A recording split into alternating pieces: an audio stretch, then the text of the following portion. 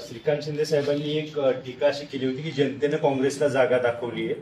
या टीकेनंतर सतेज पाटलांनी श्रीकांत शिंदे शिवसेनेवर हल्लाबोल केलाय.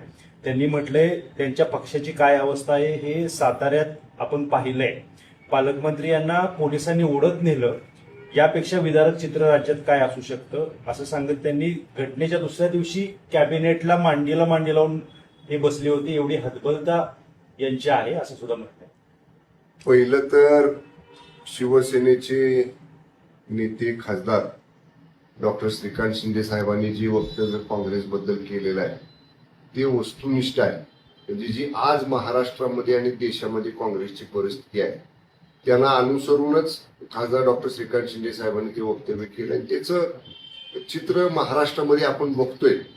म्हणजे काँग्रेसला साधा विरोधी पक्ष नेता सुद्धा महाराष्ट्राच्या विधानसभेमध्ये विधान परिषदेमध्ये करता आलेलं नाही, एवढं सुद्धा त्यांच्याकडे संख्याबळ नाही. आता मध्यंतरी विधान परिषदेच्या निवडणुका झाल्या. ह्याच बंटी पाटलांनी त्यांच्या काँग्रेसने काय भूमिका घेतली की जर उद्धव ठाकरे शिवसेनेचे किंवा महाविकास आघाडीचे उमेदवार असतील तर काँग्रेसचा पाठिंबा आहे आणि जर उद्धव ठाकरे साहेब उमेदवार नसतील तर काँग्रेस वेगळा विचार करेल. काय झालं? उभाटाचे नेते मान्य उद्धव ठाकरे साहेबांनी उमेदवारी अंबादास दानवे साहेबांना दिली. का बरं काय भूमिका घेतली नाही काँग्रेसने? एवढी जर धाडस होतं ना आमची वेगळी भूमिका आहे म्हणायचं. कारण त्यांना माहित होतं उमेदवार जर उभा केला तर जेवढे आहेत आता आमदार ती सुद्धा मतं काँग्रेसला पडणार नाहीत अशी काँग्रेसची अवस्था आहे. त्यामुळं आता काय आहे, सतेज पाटील माजी राज्यमंत्री आहेत आणि ते आतुरतेनं वाट बघतायत विधान परिषदेमधलं त्यांना विरोधी पक्ष नेतेपद मिळावं. त्यामुळं पक्षश्रेष्ठींच्या सतत आपण नजरेस आलं पाहिजे.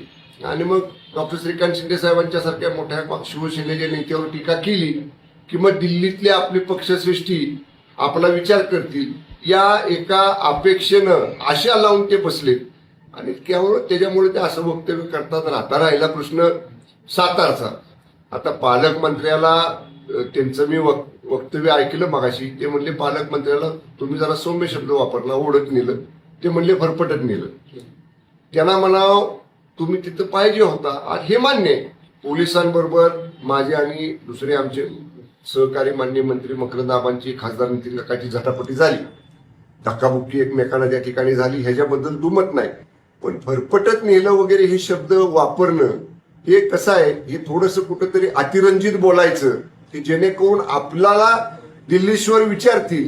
आणि सातारच्या प्रश्नानंतर प्रसंगानंतर मंत्रिमंडळामध्ये मांडीला मांडी लावून आम्ही बसलो. शेवटी मंत्रिमंडळामध्ये आम्ही संविधानिक पदावर आहे. जनतेने आम्हाला आमदार म्हणून निवडून दिलं. पक्षानं आम्हाला आदरणीय एकनाथजी शिंदे साहेबांनी मंत्री म्हणून काम करण्याची संधी दिली. त्यामुळे ती जबाबदारी संविधानिक वेगळी आणि आम्ही आमची भूमिका मांडली ना. जे घडलं सातारा बाबतीत ते पक्षांतर्गत व्यासपीठावर मी शिवसेनेमध्ये मांडलं, मान्य मकरंद पाटील साहेबांनी राष्ट्रवादी काँग्रेसमध्ये मांडलं आणि मग नंतर मान्य मुख्यमंत्री देवेंद्र फडणवीस साहेब, मान्य उपमुख्यमंत्री एकनाथजी शिंदे साहेब, मान्य उपमुख्यमंत्री माननीय श्रीमती सुनेत्राताई वहिनी साहेब पवार या सगळ्यांनी बसून त्याच्यामधनं चर्चा करून त्यातनं योग्य तो मार्ग या ठिकाणी त्यावेळी काढला. ज्याला काय सांगायचे ते त्यावेळी वरिष्ठांनी सांगितलेलं आहे. मला बंटी पाटील साहेबांना एवढंच म्हणायचं आहे की तुम्ही आता जी आस लावून बसलेला आहात विरोधी पक्ष नेते पदावर विधान परिषदेतल्या, पहिलं अवस्था काँग्रेसची सुधारा. तुम्हाला तुमचं संख्याबळ वाढवता येते का बघा. आणि डॉक्टर श्रीकांत शिंदे साहेब म्हटली ती वस्तुस्थिती आहे. कुठं काँग्रेस आहे आता? दिसते का तुम्हाला कुठं काँग्रेसचं काय कार्य दिसतंय का? काँग्रेसची काही लोकांच्या मध्ये जाऊन लोकांच्यासाठी काम चळवळ करण्याची काय पूर्वीसारखी पार्श्वभूमी आता राहिलेली आहे का? त्यामुळं काँग्रेसला महाराष्ट्रातल्या देशातल्या जनतेनं लोकशाही मार्गानं मतदान करून त्यांना त्यांची जागा दाखवलेली आहे. हे सत्य डॉक्टर श्रीकांत शिंदे साहेब बोलल्यामुळं बंटी पाटील साहेबांना ते झोंबलं आणि म्हणून साठी दिल्लीश्वरांच्या नजरेत भरण्यासाठी त्यांनी असं वक्तव्य केलेलं आहे. साहेब, काँग्रेस अनेक ठिकाणी हार होते, याच्यामुळे त्यांचे नेते जे आहेत ते वैफल्यग्रस्त होऊन अशा पद्धतीचे विधान करतायत असं वाटतं. हो, मी तेच म्हटलं ना की लोकांनी नाकारलं. काँग्रेसकडे आता सगळ्यांना बरोबर घेऊन जाईल असं सर्व समावेशक नेतृत्व राहिलेलं नाही आणि त्यामुळं अशा पद्धतीनं सैरभैर अगदी लहान कार्यकर्त्यांच्यापासून मोठ्या कार्यकर्त्यांच्यापर्यंत सगळेच झालेले आहेत. आता बंटी पाटील साहेबांना म्हणावं, तुम्ही साताऱ्याचा उल्लेख केला, काँग्रेस कुठे आहे हो साताऱ्यात जरा बघा बरं. जिल्हा परिषदेच्या निवडणुका झाल्या, नगरपालिकेच्या निवडणुका झाल्या, जिल्हा परिषदेमध्ये तर एक सदस्य तुमचा आला नाही, पंचायत समितीमध्ये एक सदस्य तुमचा आला नाही कुठं. आणि मग ही जर तुमची सातारा जिल्ह्यामध्ये अवस्था आहे तर सातारा जिल्ह्यातली शिवसेनेची कशाला तुम्ही तुमच्याशी केव्हा सुद्धा सातारमध्ये समोरासमोर किंवा तुम्ही सांगाल तिथं समोरासमोर सातारा जिल्ह्यात शिवसेना कुठं आहे आणि सातारा जिल्ह्यात तुमची काँग्रेस कुठं आहे याच्यावर समोरासमोर मान्य बंटी पाटील साहेबांच्या बरोबर केव्हाही चर्चा करायची माझी तयारी आहे. राष्ट्रवादीचे नेते विकास लवांडे यांना अटक झाली आहे. या अटकेच्या विरोधात आता चांगलंच प्राण पेटवलं राष्ट्रवादीच्या शरद पवार गटाने. नाही, आता विकास लवांडेंना अटक झाली, त्यांच्यावरती गुन्हा दाखल झाला, त्यांनी कोर्टामधनं रिलीफ मिळवायचा प्रयत्न केला, पण कोर्टाच्या सुधारित नवीन आदेशानुसार त्यांना तो रिलीफ प्राप्त झालेला नाही. त्यामुळे कायद्याचं काम करणार. आता गुन्हा दाखल झाला, तो जर नॉन अवेलेबल असेल तर त्याच्यामध्ये पोलीस कारवाई करणार. त्याच्यावर आकांतांडव करायचं काय कारण आहे राष्ट्रवादी काँग्रेस शरद पवार गटाला? त्यांनी फेस करावं. जर त्यांचे विकास लावंडी चुकले नसतील तर त्याला कायद्यातनं ते सुटतील, चुकले असतील तर कायद्याच्या चौकटीत राहून त्यांच्यावरती कारवाई करेल. साहेब, विधान परिषदेची निवडणूक जाहीर झाली आहे. खरं तर निर्णायक मतदान दोन्ही जिल्ह्यांमधल्यापैकी हे तुमचं शिवसेनेचं राहील असं बोललं जात आहे. जे मतदान होणार आहे ते महत्वाचं ठरणार आहे तुमच्या गटाचं. काय सांगाल?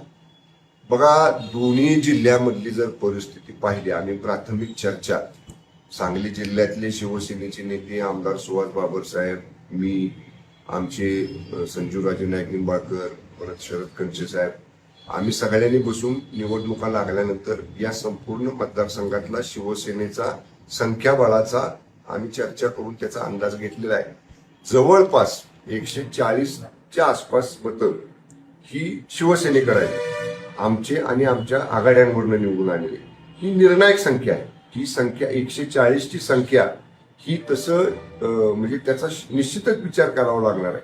पण इतक्या प्राथमिक स्तरावर मी आता काय भूमिका घेण्यापेक्षा जेव्हा संसदीय मंडळ आमचं शिवसेनेचं राज्याचं त्याच्यावरती चर्चा करेल तेव्हा या दोन्ही मतदारसंघातली आमचं संख्याबळ हे आम्ही आमच्या संसदीय मंडळाच्या समोर ठेवू.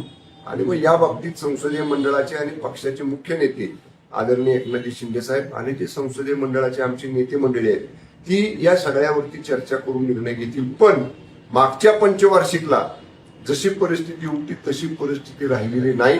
या निवडणुका जर सातारा सांगलीची महायुतीला जिंकायची असेल तर शिवसेनेच्या मतांचा किंवा शिवसेनेच्या निश्चितच त्यांना कुठं ना कुठेतरी विचार करावा लागेल.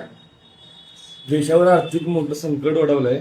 अर्थव्यवस्थेला सावरण्यासाठी देशातील सर्व आजी माजी लोकप्रतिनिधींचे मानधन 1 वर्षासाठी गोठवण्यात यावे अशी मागणी माजी राज्यमंत्री सुबोध सावजी यांनी केली.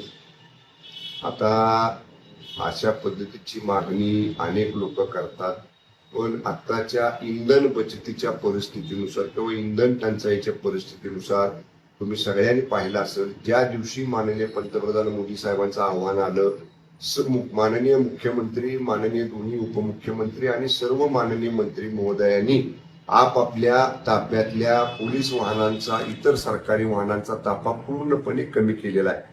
कॅटेगरी पर्सन म्हणजे ज्यांना कॅटेगरीची सुरक्षा आहे अशांना फक्त सुरक्षेसाठी जेवढी आवश्यक आहे तेवढं एखाद दुसरं वाहन सोडलं तर कुठल्याही मंत्र्यांच्या पाठीमागं तुम्हाला वाहनांचे ताफे आता दिसत नाहीत. त्यामुळं काटकसर करायची म्हटलं तर आम्ही सुरुवातीच्या दिवसापासूनच ती सुरुवात केलेली आहे. राहता राहिला प्रश्न मानधन आमदार खासदारांचं जमा करा करू नये या बाबतीतला निर्णय जे सर्व पक्ष एकत्र बसून चर्चा करतील याच्यावरती राज्य पातळीवरचे, देश पातळीवरचे नेते आणि जे काही सर्व पक्ष बैठकीमध्ये किंवा सर्व पक्ष नेत्यांच्या मध्ये याच्या बाबतीतला निर्णय होईल त्याची अंमलबजावणी सगळेच पक्ष करतील. साहेब, राज्यातल्या काही जिल्ह्यांमध्ये पॅनिक सिच्युएशन आहे डिझेल पेट्रोलच्या बाबतीत. पेट्रोल पंपावर अक्षरशः रात्रभर रांगा लावून लोक बसत आहेत. सातारा जिल्ह्यातली परिस्थिती नेमकी काय, लोकांपर्यंत काय? सातारा जिल्ह्यातला मागच्याच म्हणजे मी मुंबईवरून आल्यानंतर इंधन पुरवठ्या संदर्भातला आढावा घेतलेला होता.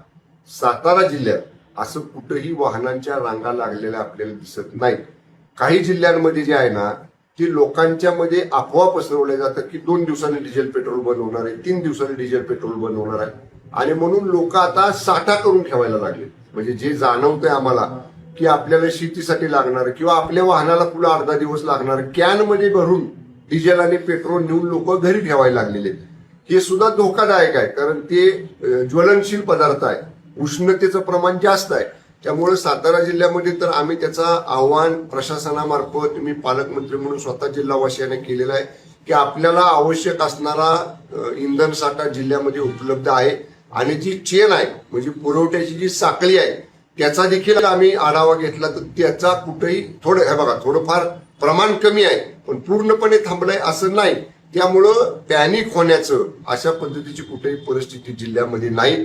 जिल्ह्यामध्ये आपण या सगळ्या परिस्थितीवर लक्ष ठेवून आहोत आणि जेव्हा केव्हा समजा असं जाणवेल की आपल्याला आता सप्लाय चेन मधनं थोडा पुरवठा कमी होतोय, आता 10, 40, 25% सप्लाय कमी होत असेल, पण जेव्हा असं जाणवेल की सप्लाय निम्म्यावर आलाय, निम्म्यापेक्षा कमी झालाय, तेव्हा आम्ही देखील या ठिकाणी त्या संदर्भातल्या पुढच्या ज्या उपाययोजना करायच्या त्या निश्चितपणाने आम्ही जिल्हा प्रशासन म्हणून मी पालकमंत्री म्हणून करेन.